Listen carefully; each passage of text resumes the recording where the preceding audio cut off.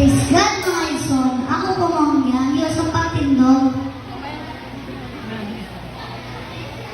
Atong basaw ng Galatians 5, 22-23. But the fruit of the Spirit is love, joy, peace, patience, kindness, goodness, faithfulness, gentleness, self-control. Against such things there is no law.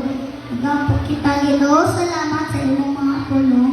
Gamit ako sa pagwali. In Jesus' name, Amen. Makamiyo ko mo sa paglingkod. Praise God, mga ison. Dapat ko kumasatiwa na ingon, the fruit of the Spirit. Number 1 is love. Mga ison, atong ihumaw ng atong Ginoo, ang atong pamilya, ang atong higala o silingan, bisan pa sa atong mga kawan. Number 2 is joy. Ang mga Kristohanon, kinahanglan kanunay malipayon, bisan pa sa atong mga pagsulay. Number 3 is peace.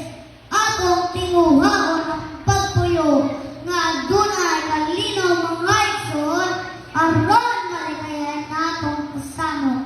Number 4 is patience.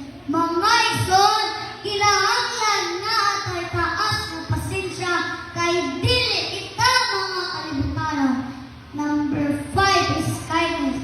Magbinutan kita kanunay sa atong mga ginikanan, ilabi na sa tubangan sa atong Ginoo. Number 6 is goodness. Atong piliw ng pagbuhat o maayo aron mapanalangnan ko sa atong Ginoo. Number 7 is faithfulness. Mga lagad kita magtinud-anan sa atong Ginoo, pinaagi sa pagtuman sa iyang mga pulong. Number 8 is gentleness. Amping kita kanunay sa atong sinultian aron wala kita'y mapasakitan. Number 9 is self-control. Atong ikinabuhi mga igsoon ang pagpugong sa atong kaugalingon.